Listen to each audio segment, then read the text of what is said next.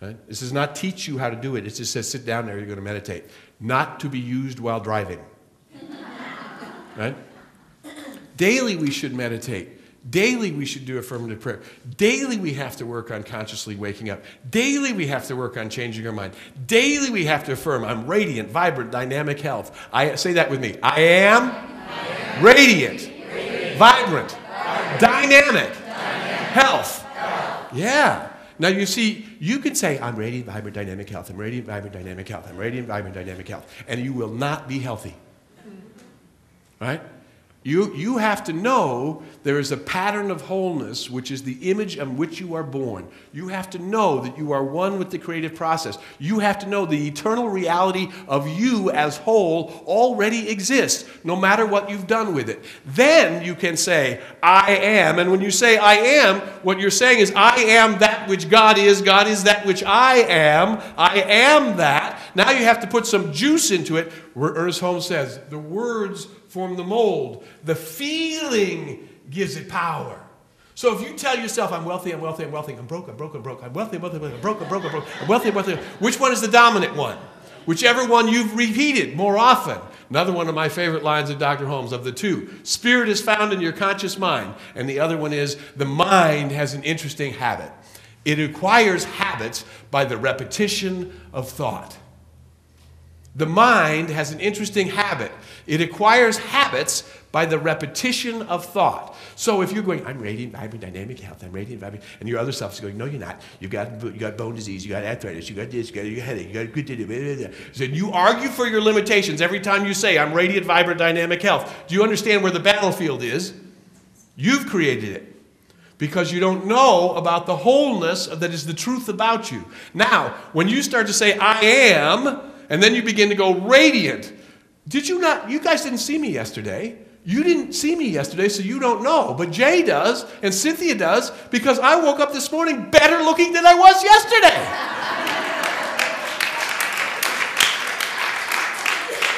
Right? If you are not using your mind, you're aging every day. If you are not using your mind, you're getting sicker every day. If you are not using your mind, you're getting less joy-filled, less able to have adventures, less able to participate in the joy of life. Why? Because you went to sleep. That's why Jay says to you this morning, everybody say, I am awake. I am awake. Yeah. Now, when I say I am radiant, I am one with the one. I am radiant. I am vibrant, meaning I am strong, I'm capable, I'm powerful. I am dynamic health. But what about when you have to move and you don't feel like it? You say it anyway, and you put some feeling behind it, and you let your body find that radiance and that vibrance, and you move toward the direction of your own dreams. Oh.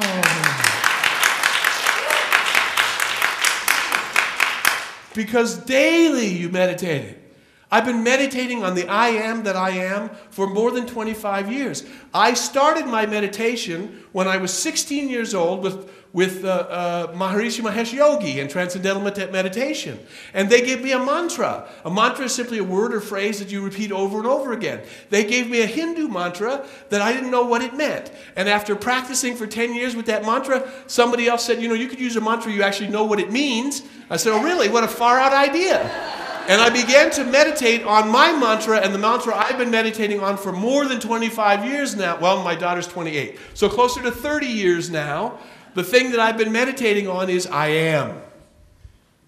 I am, I am. And what I am is the great mystery of life. What I am is the infinite ocean. What I am is everything that emerges from that ocean. What I am is that which births and that which gives birth and that which nurtures birth. I am that I am. Well, now when I say I am radiant, vibrant, dynamic health, born in the image and likeness of wholeness, the perfect Christ as me, whoa. Now, all of a sudden, it's not a namby-pamby happy thought. And the church of namby-pamby happy thoughts will take you nowhere.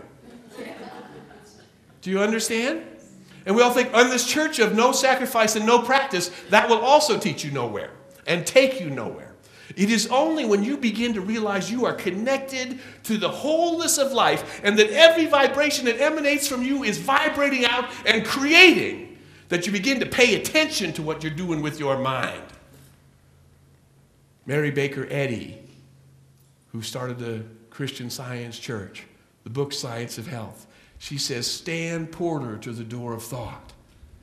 Porters were the people who opened the doors and closed the doors. When I grew up, my dad divorced my mom. He moved to New York City. So I dealt with porters in New York City a lot of my life, right? And you'd go to New York City, and the porters had two jobs. One was to let the right people in, and the other was to keep the wrong people out.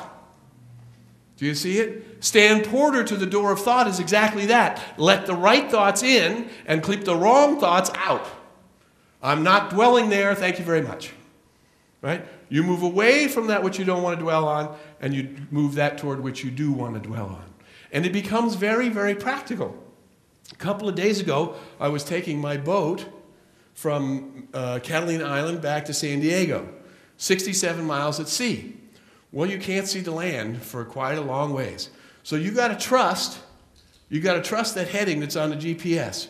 And I keep thinking, well, does the GPS know about the rocks? Does the GPS know about the kelp? Does the GPS know? No, it does not. So you got to trust what's given to you, what's the information you have at hand on, and then you've got to add your awareness to it.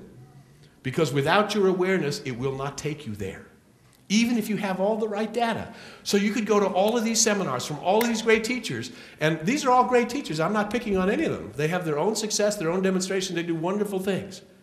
But if you don't take your responsibility in it, that information won't do you any good. It just won't do you any good.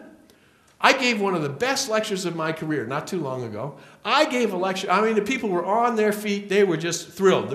Well, not just they. We all were thrilled. We got into a really high space. Really, one of the places vibrating really high. The music was really strong, so powerful. And I'm standing there at the door as people are leaving. And this gal comes up to me who's been there for weeks and weeks and weeks. And she says, that was the greatest thing I ever heard. And she says, you know what? I finally got permission. I got money to go to the Deepak Chopra seminar. She's in the midst of it, doesn't know. Deepak doesn't have the answer. She does. Do you see it? And so the awakening for you and me, the opportunity for you and me, the spirit of being human. Now this is going to be big for some of you. Everybody take a deep breath. Let that sound ah. I'm going to take you theologically very far right now. It's on everything that you've been reading. It's everything you've been studying. But I'm going to go ahead and tell you what it is. It's big. Everything that you've been studying, everything you've been reading, is trying to get you to understand and accept that you are God. And then, you know what? Even in our teaching, well, I'm not all of God. Don't get me wrong. I'm one with God and everything, but I'm not God. No. How is God going to advance God if God doesn't have conscious mind to do it somewhere? God advances everything through conscious awareness. Right? How is God going to advance the human being? The answer is through you and through me. There is no divine plan other than the one that we're divining. There is no good other than the one that we're creating. We are the leading edge. We're the greening edge of God growing out to determine what God will be as a human being. And what I know is that Jesus came and Buddha came 3,000 and 2,000 years ago to show us that we could be the whole enchilada, and most of us aren't really willing to be the whole enchilada. We'd rather be, here I lie, I had a parenthesis in eternity, I came from the light, I put on a coat of skins, I left from the light, but I didn't really embody, I'm just going on. Did you come from the light to put on a coat of skins to not embody? Why did you put on a coat of skins if you didn't want to embody? Why have a body if you don't want to embody? Do you understand? I did not leave the planet 31 years ago because I like to ski. And I knew I had lots of years skiing left in me, but I was going to have to get my body to embody it because the minor deity said it wasn't going to. I mentioned I was a slow learner. 10 years later, I had a team of 17 doctors tell me I was not meant for this world. Yeah, I put on a coat of skins to not embody and to move on. What? Why would you have left the light and put on a coat of skins to return to the light if you didn't want to do something in the body. Right? Anybody had a peach this summer? Ooh.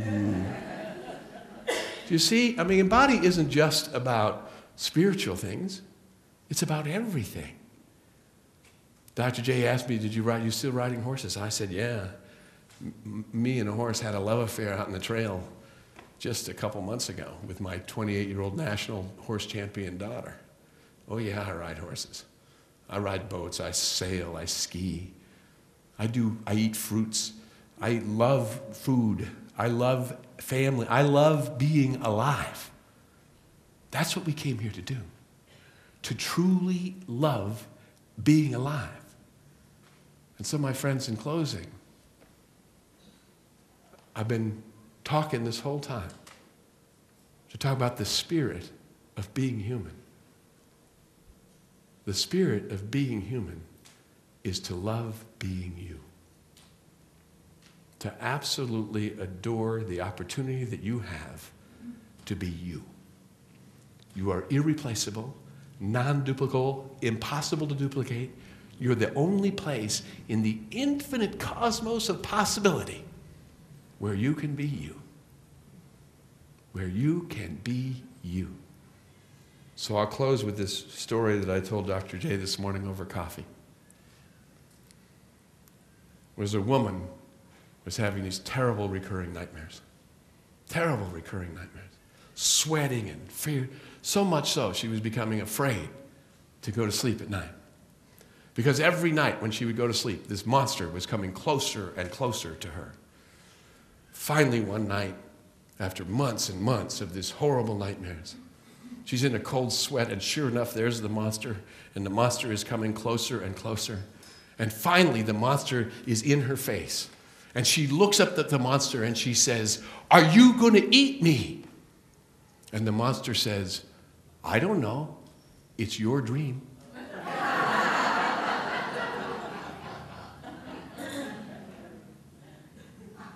So what if you have an angel, and the angel comes to you and asks you every night, "Are you going to wake up? Are you going to wake up?" Get closer and closer, this angel. "Are you going to wake up?" And finally, the angel gets into your face and asks you, "Are you going to wake up?" And you say back to the angel, "I don't know. Am I going to wake up?" The angel gently reminds you, "Hey, it's your dream." My friends, I end every talk I've ever given the same way. I say, I invite you to think on these things. Thinking is a non-physical act. It's a place where you put your attention. Nobody else can go there but you. You're the only one who knows what things you're going to think on. And then I say, explore the possibilities. But if you're going to explore, you've got to come out of your mind. And you've got to go out into the world. And so, my friends, I invite you this morning to think about the spirit of being human. Think on these things. And together, let us explore the possibilities. Namaste.